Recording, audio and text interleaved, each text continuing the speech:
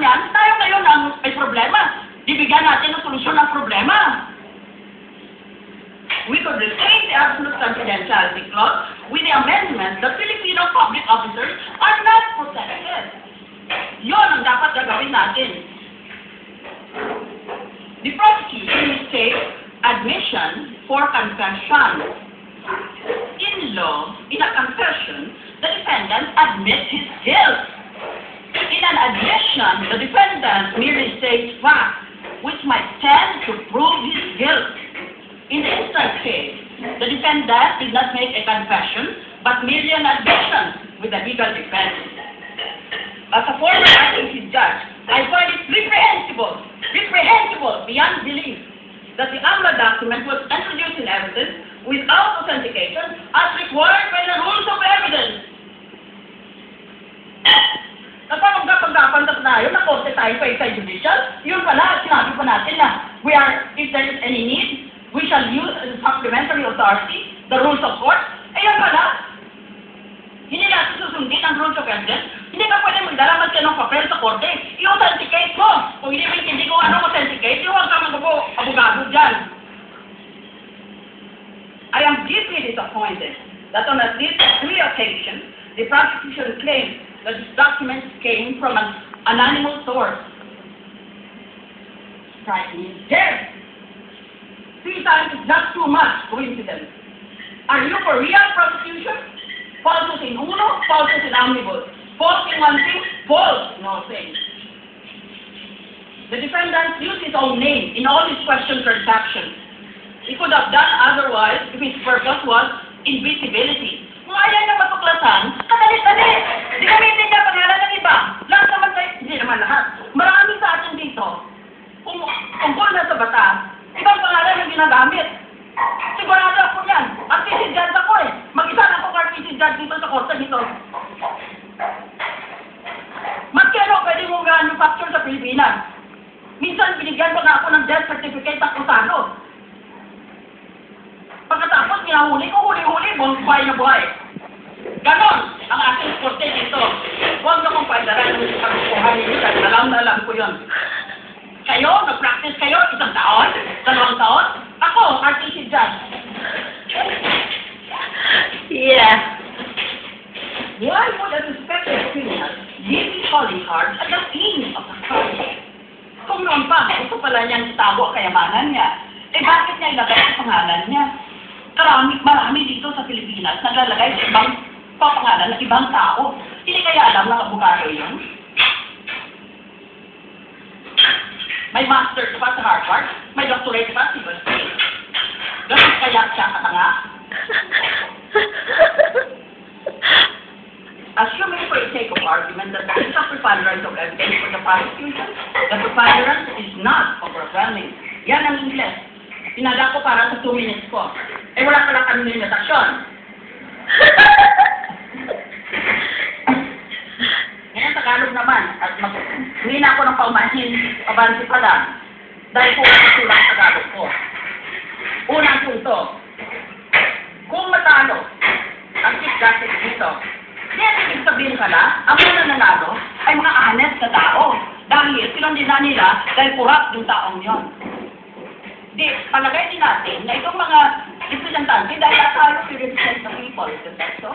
That's why we're elected officers. We're supposed to represent our constituents. Eh kung matulad natin may sala yan, ibig lang dahil crooked siya, ibig lang sabihin tayo, honest tayo. Ngayon, kung lahat na tatawan, o marami pala tayo sa atin ay honest, why is the Philippines open, or if not all the time? Why is the Philippines always ranked as one of the most corrupt countries in the whole world? Yan, sagutin niyo ako niyan. Nagpapakalinis kayo? Aba, malinis pala ang mag-usyalis natin. At malinis pala sa buong bansa. Bakit palagi tayong nililista ng Transparency International as one of the most corrupt countries in the world? Magtitingin lang tayo? Sino kaya dito? Yan ang unang punto ko. Pangalawa, tumigil na kayo ng kapabangga-panggapan niyo, mga artista. Merong mga politiko na alam natin kung anong loopholes nila sa SALN. Deposito, ang sinasabi ng batas, pagkatapusan ng Disyembre, katapusan ng taon, pagdeklara ka kung magkano pera mo sa bangko. Hindi ba, i-withdraw nila pera nila sa buwan na Nobyembre o Disyembre para pag naglagay sila, pag nag-file sila ng SAN nila, wala nga silang deposito. O kaya meron lang sila ng couple of thousand. Kasi i-withdraw nila eh. Pag inero, i-deposit nila ulit. Taong bayan, kayo ang magtestigo. Yan. Bakit natin nabulin yung ganon? Pangalawa, palusot. O pangalawa, na ginagawa nila na loophole sa SAN. Lahat ng pag-alit nila, real estate, bank account, iba pang pag-alit, nalagay sa ibang pangalan. Yan is very, very widespread. O di wala na naman sila pag-alit. Dahil lahat, sinagay na nila sa ibang pangalan. Kung bawal ang asawa at ang mga anak, dahil sa batas ay restrictionin pati yan, yung mga malapit sa kanila. Dito sa mga malalayo ng mga kamag-anak. O kaya hindi ka mag-anak sa kaibigan na pinagkakatiwalaan nila. What a hypocritical accusation.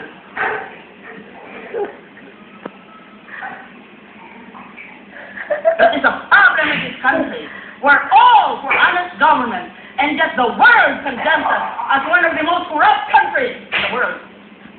That's why it is difficult to win in any international election, in any international campaign, because the Philippines, among others, has a reputation of being a corrupt country.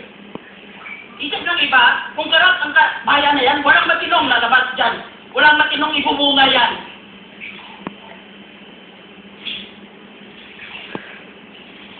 Bawat sabat sa inyo, walang sala, tungkol sa SAN. Bigyan mo ako ng sabang buhay.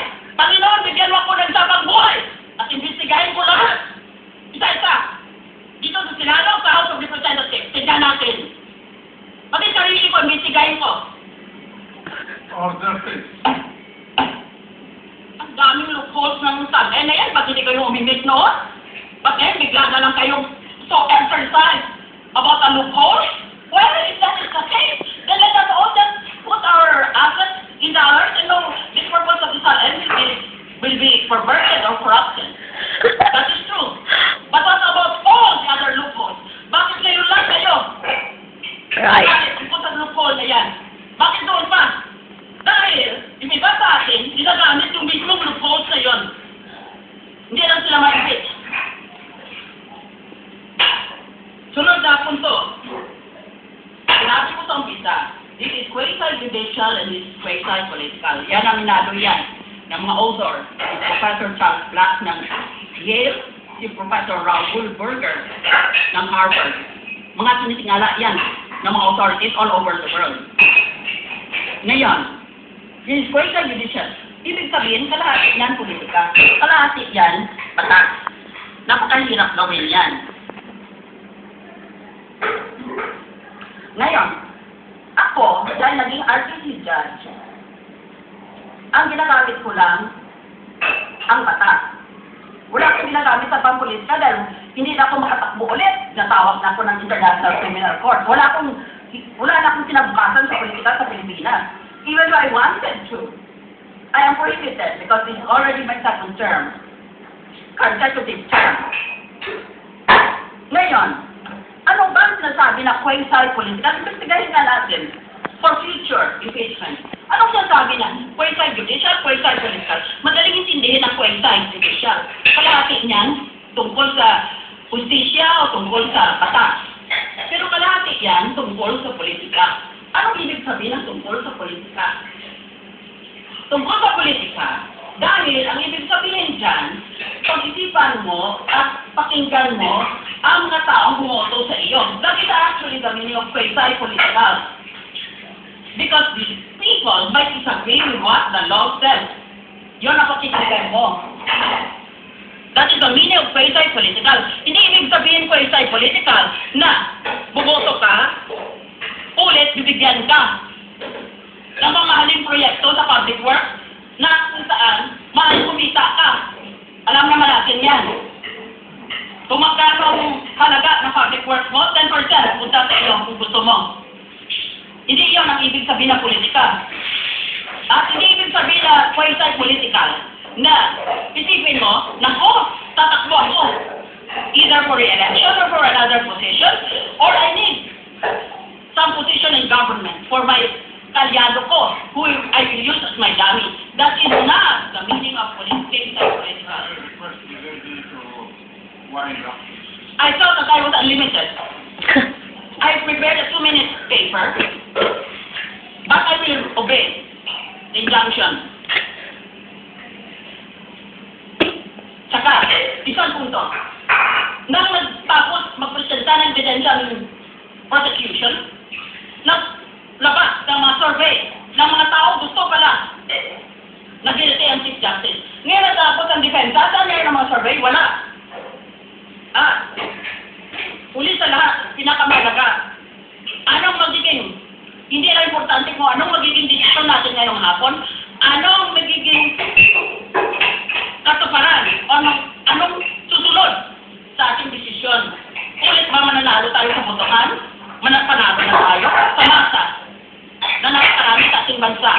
And we follow the rule of the majority.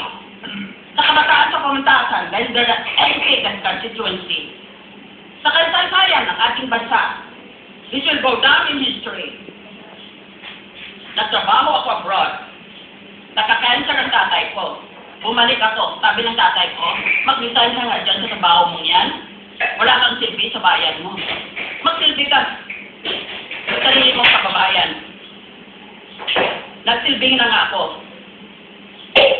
Pero kung ang politika ay mangigibabaw sa batas, wala na rin akong silbi.